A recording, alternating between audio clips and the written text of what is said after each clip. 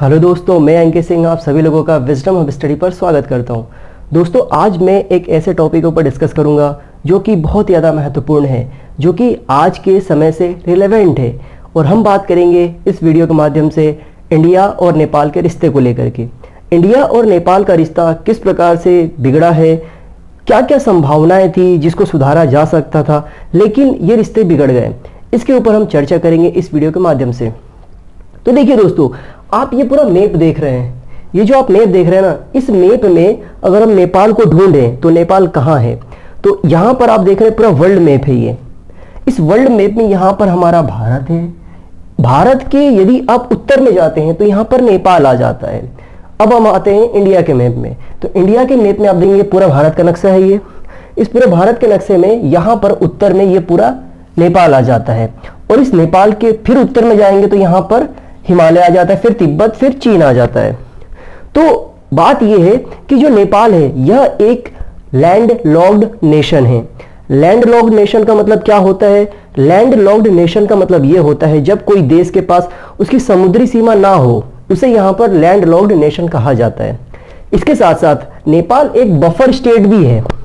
अब buffer state का मतलब क्या होता है? तो देखिए, बफर स्टेट का मतलब यह होता है कि जब कोई देश दो देशों के मध्य बीच में आ जाता है, उसे यहाँ पर बफर स्टेट कहा जाता है। जैसे कि एक सैंडविच, एक पाव रोटी होता है, दूसरा पाव रोटी होता है, उन दोनों के बीच में दबा दिया जाता है कुछ मटेरियल्स को, तो वो सैंडविच बन जाता है। तो ठीक उसी प्रकार ये नेपाल है। नेपाल के दक्षिण में आप देखेंगे तो भारत है, और नेपाल के उत्तर में देखेंगे तो आप तिब्बत है या चीन है। तो दो देशों के बीच में ये दबा हुआ है, तो इसीलिए इसे यहाँ पर बफर स्टेट भी कहा जाता है। अब हम बात करते हैं कि नेपाल की हिस्ट्री क्या है, क्या कारण है कि ये जो जगह है पूरा विवाद का विषय बना हुआ है। तो देखिए, नेपाल ये है ना कि नेपाल एक ऐसा देश है जो कि कभी गुलाम नहीं हुआ है। आपने इतिहास में बहुत ज्यादा पढ़ा होगा, समझा होगा, जाना होगा। तो नेपाल ये है कि नेपाल एक ऐसा जगह है जहां पर हमेशा से वहां के राजाओं ने बढ़ चढ़कर युद्ध में हिस्सा लिया है। तो देखिए, ये जो आप हिस्सा देख रहे हैं, ये वाला हिस्सा और ये वाला हिस्सा दोनों इस प्रकार के हैं कि जब नेपाल भारत में मुगलों का जो पतन हो रहा था, तो वहां पे कुछ ऐसे शक्तिशाली राजा हुए जिन्होंने अपनी सत्ता को बढ़ाने की कोशिश करी। तो उसी समय क्या हुआ कि ये लोग बढ़ते बढ़ते यहां पर कुमाऊं गढ़वाल का जो हिस्सा है यहां पर बढ़ते चले गए, और फिर ये दक्षिण में भी आए। दक्षिण में कहां पे आए? दक्षिण में ये लोग आ गए यहां पर तराई वाले क्षेत्र में, अवध के हिस्से में। तो जो हिमालय से नीचे वाला हिस्सा है उसे तराई का हिस्सा कहा जाता है। तो ये वहां तक आ गए। अब ये पश्चिम में कहां गए? तो ये पश्चिम में सिक्किम तक चले गए। तो इस प्रकार से सिक्किम में कहां? यहां पर आप देखेंगे तिस्ता नदी बहती हुई है। यहां पर एक तिस्ता नदी बहती है सिक्किम के पास से, जो कि बांग्लादेश में आ जाती है, बंगाल से, पश्चिम बंगाल से होते हुए। तो जो उस समय के तत्कालीन शासक थे, उनका जो साम्राज्य था वो कहां तक हो गया नेपाल में? वो तिस्ता नदी तक हो गया इधर, और इधर आप देखिए सतलज नदी तक हो गया, क्योंकि सतलज नदी से आगे नहीं बढ़ पाए थे। तो और इधर अवध तक हो गया था। तो इनका साम्राज्य एक बड़ा साम्राज्य हो गया था। फिर क्या हुआ कि फिर यहां पर इंडिया में ब्रिटिश आ जाते हैं। तो जब ब्रिटिश आते हैं तब एंग्लो नेपाल एक युद्ध हो जाता है। यह होता है 1814 से लेकर के 1816 तक।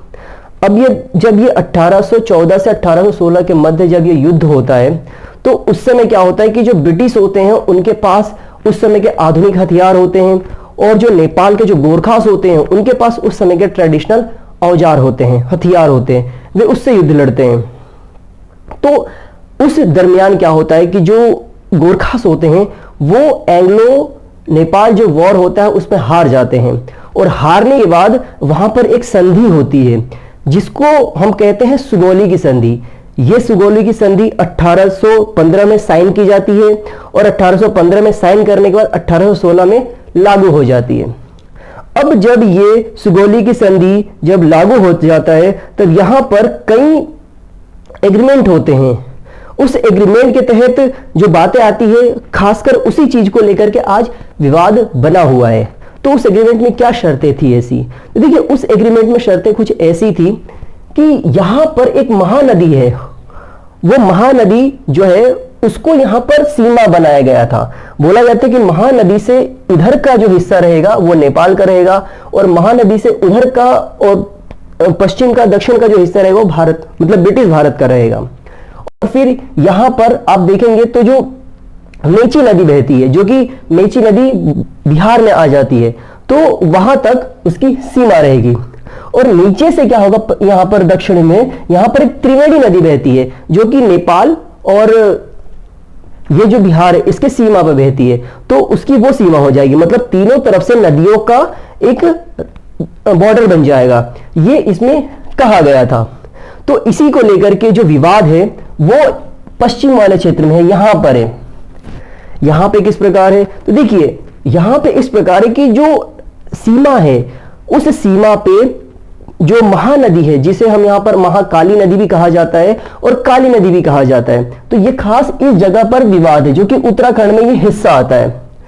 तो यहां पे ये कहा गया है कि जो महानदी है या महाकाली नदी है, इसका उद्गम भारत कहता है कि ये लिपू लेक से है, ठीक है, लिपू लेक से उसका उद्गम मानता है। लेकिन नेपाल क्या कहता है, नेपाल ये कहता है कि इसका जो उद्गम है वो लिम्पियाधुरा से है।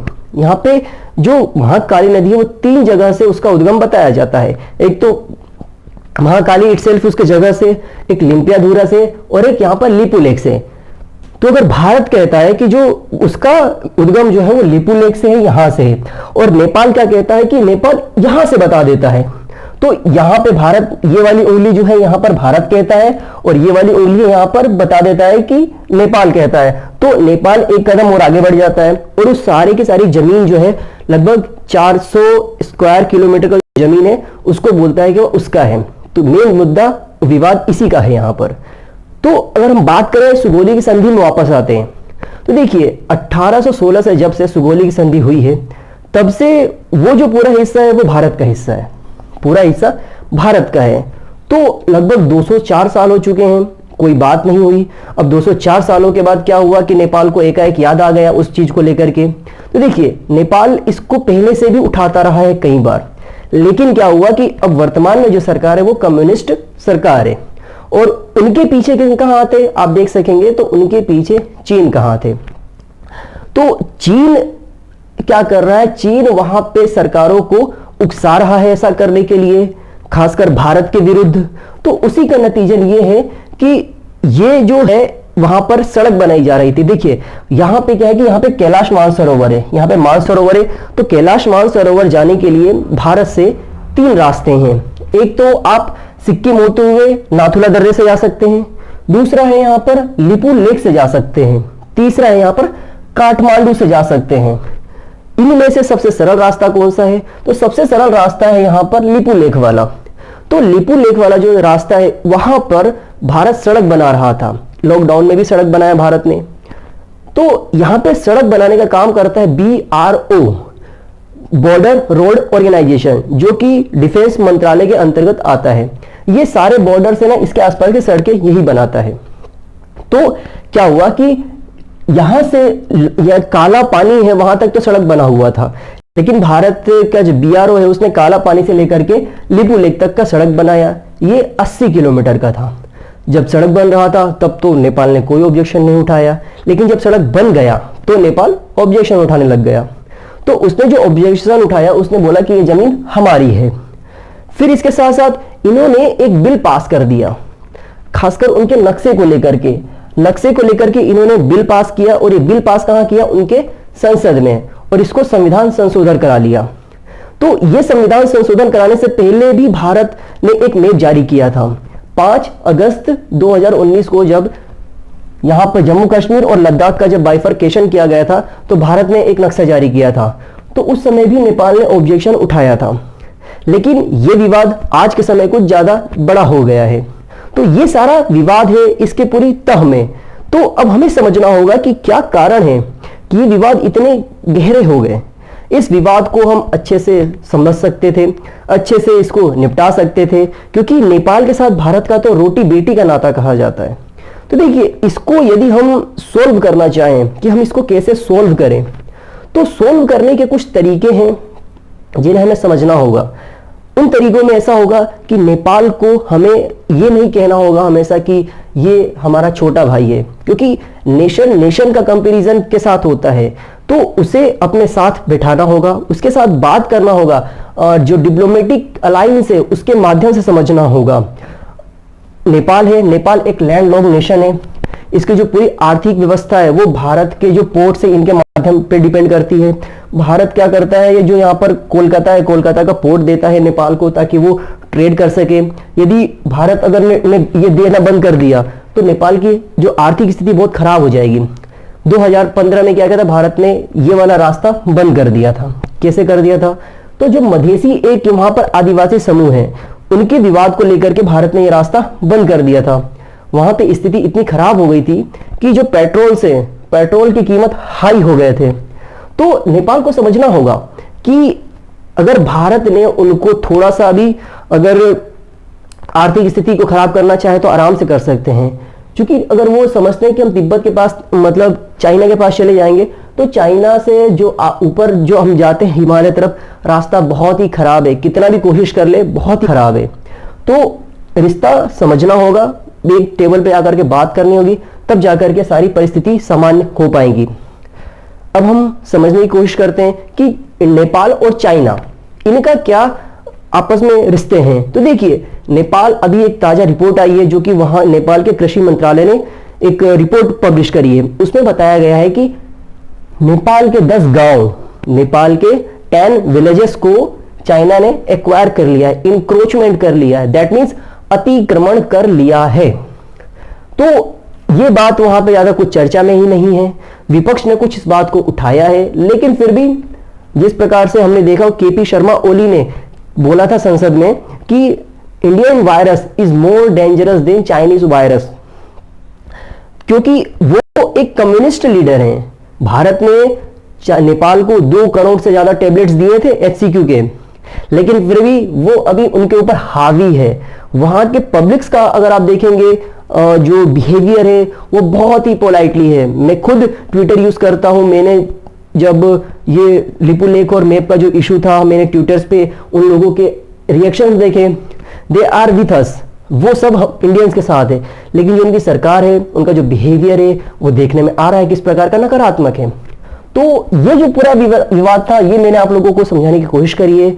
आई होप, मुझे उम्मीद है कि आप लोगों को ये वाला जो मैंने टॉपिक है जो समझाने की कोशिश की पूरे मैप के माध्यम से बहुत ही अच्छे से समझ में आया होगा। अन्य प्रकार की कोई भी अगर आपको इन्फॉर्मेशन की रिक्वायरमेंट होती है then you will be ask in comment section. मैं आपको कोशिश करूंगा कि 24 घंटे के अंतर्गत रिप्लाई देने की कोशिश करूं। साथ में दोस्तों मैं आप लोगों से बोलूंगा, ये वीडियो आप लोगों को अच्छा लगता है तो आप अपने दोस्तों के साथ शेयर करिए। और भी किसी टॉपिक की डिमांड होती है तो आप मुझे कमेंट सेक्शन में बताइए। मैं अच्छे से अच्छे रिसोर्सेज के माध्यम से कंटेंट लेकर के आप लोगों को समझाने की कोशिश करूंगा। चलिए फिर से मुलाकात होगी। Have a good day. जय हिंद, जय भारत।